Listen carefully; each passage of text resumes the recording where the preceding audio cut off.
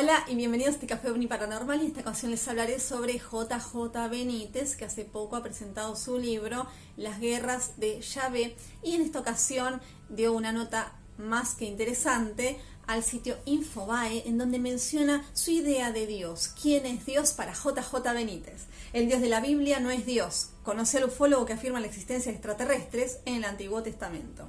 La humanidad es manipulada por la religión, escribe el experto en ovnis y religión JJ Benítez en su nuevo libro, como les decía, Las Guerras de Yahvé.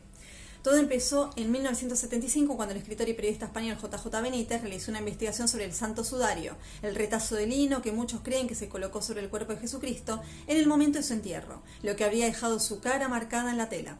Desde entonces Benítez se ha dedicado a estudiar e investigar las principales religiones, en particular la cristiana, pero desde un punto de vista muy particular. El autor de libros como Los astronautas de Yahvé, Mágica Fe, La Era OVNI o el monumental Caballo de Troya es principalmente conocido por sus trabajos dedicados a la ufología, es decir, la investigación de objetos voladores no identificados o lisa y llanamente extraterrestres. En su nuevo libro, Las Guerras de Yahvé, Benítez ahonda en una teoría que viene desarrollando desde los comienzos de su carrera. El Dios de la Biblia no es Dios, afirma, sino que aquello que en el Primer Testamento se llama Elohim, el plural arameizante de Dios, podrían haber sido en realidad los tripulantes de naves no humanas llegados de mundos o dimensiones desconocidos. Su explicación, que parte de un análisis minucioso de los distintos tipos de Biblias, sus traducciones e interpretaciones, es que su tecnología avanzadísima no fue comprendida por los humanos y lógicamente fueron tomados por dioses. Los humanos entonces serían la cruza entre estos seres no humanos con la vida existente de la Tierra. Alcanzar los 80 años de edad, este es mi caso, tiene una especial ventaja, quizás la única: puedo pensar en voz alta. Lo sé, el contenido de Las Guerras de Yahvé es especulativo, aunque también sé que me asisten 50 años de constante y minuciosa investigación del fenómeno OVNI. A día de hoy he interrogado a 26.000 testigos, pues bien, lo manifestado por esos miles de personas es equiparable a lo que describe el Antiguo Testamento. Una vez más, la humanidad es manipulada por la religión. A los hechos me remito. Los Elohim. Y dijo Dios: hagamos un hombre a nuestra imagen y a nuestra semejanza, y señoree sobre los peces del mar, sobre las aves del cielo, sobre el ganado, sobre la tierra, sobre todo insecto y sobre todo reptil del suelo. Y creó Dios al hombre a su propia imagen. Génesis. Lo pensé la primera vez que leí este texto. ¿Por qué la Biblia utiliza la palabra Ha-Elohim, Dios, a la hora de crear al ser humano? Elohim, por simplificar, es el plural arameizante de Dios, Elohim, por tanto significa los dioses. Es utilizado 2500 veces en el Antiguo Testamento. A lo largo de los 5 libros del Pentateuco, o Torá, Génesis, Éxodo, Levítico, Números y Deuteronomio, Dios recibe diferentes nombres: el Shaddai, que significa montaña y omnipotente; Yahvé, en realidad YHWH, y Elohim, entre otros Jehová, aparecería en el siglo XIII después de Cristo. Consulté a los exégetas y demás estudiosos de la Biblia, pero no recibí una respuesta satisfactoria. Las interpretaciones de los teólogos son tan diferentes como peregrinas. Fue más adelante, al leer otros pasajes del Antiguo Testamento, especialmente el Éxodo, cuando llegó aquella idea: Elohim podían ser los tripulantes de naves no humanas, llegados de mundos o dimensiones desconocidos. Su tecnología avanzadísima no fue comprendida por los humanos y, lógicamente, fueron tomados por dioses. Pero vayamos por partes. Y siguieron llegando ideas. Los Elohim concibieron un formidable plan para aquel bello planeta azul. En primer lugar, decidieron crear al hombre y entró en juego la genética. Heredamos los genes de los dioses y el resto lo hizo una adecuada evolución vigilada. Fue así con seguridad como surgió el humano inteligente. De esas ramas fueron seleccionados ejemplares robustos y las proteínas y los ácidos nucleicos se pusieron a trabajar, dando lugar a criaturas híbridas.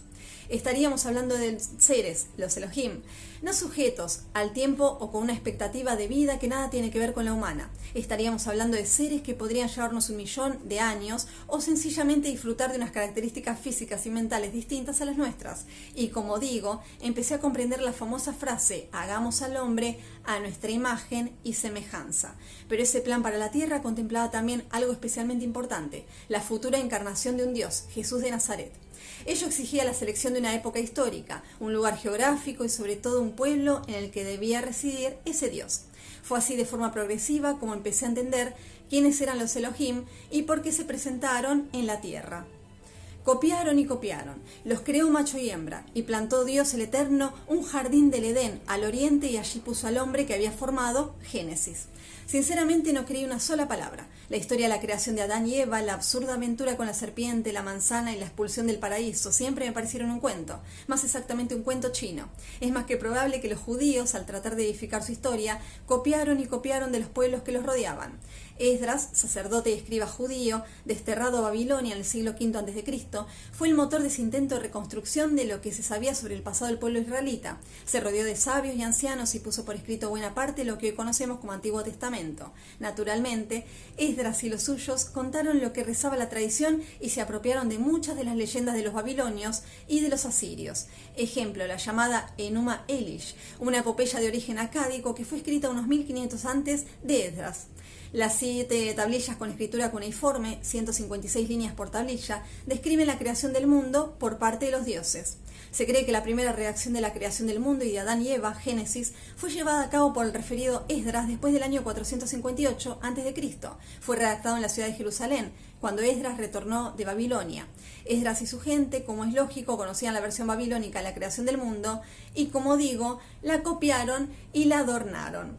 Y algo parecido sucedió con el cuento de la serpiente. Esdras lo tomó de la epopeya de Gilgamesh, el héroe de origen sumerio. La historia fue narrada casi 2200 años antes de Esdras. Gilgamesh y toda la humanidad perdió la inmortalidad por culpa de una serpiente.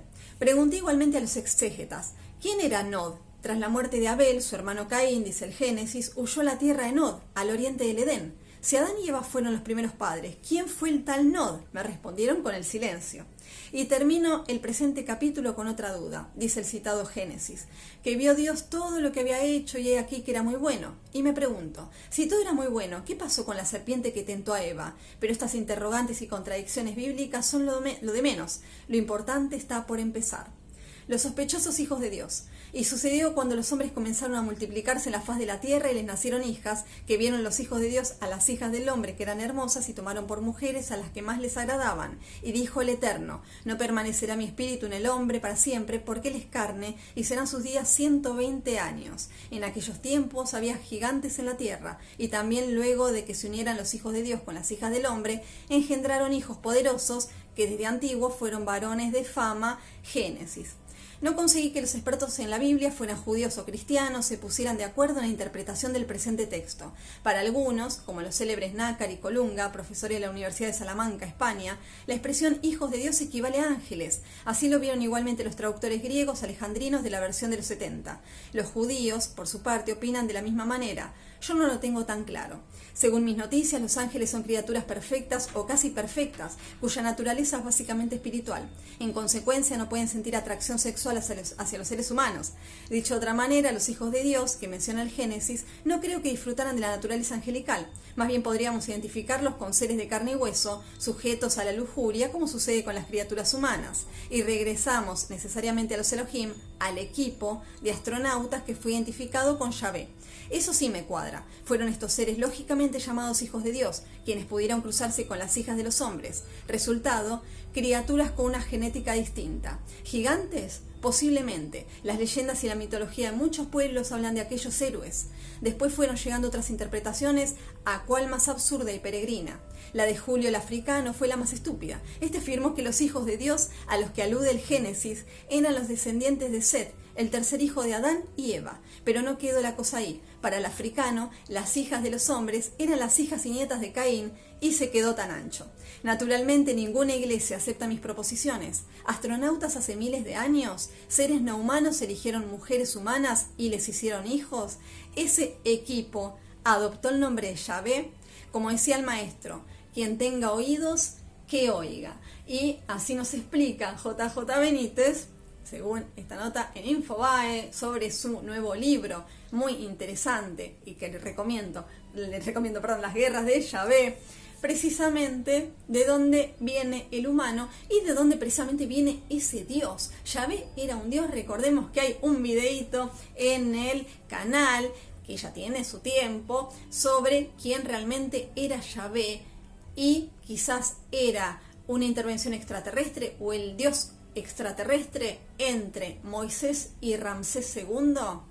a seguir investigando porque, como dije, es un tema fascinante y que yo coincido precisamente con lo expuesto por JJ Benítez en cuanto a que ese Dios no era tal, como algunos también señalan que puede ser el demiurgo o falso Dios, más allá de las creencias, más allá de la religión.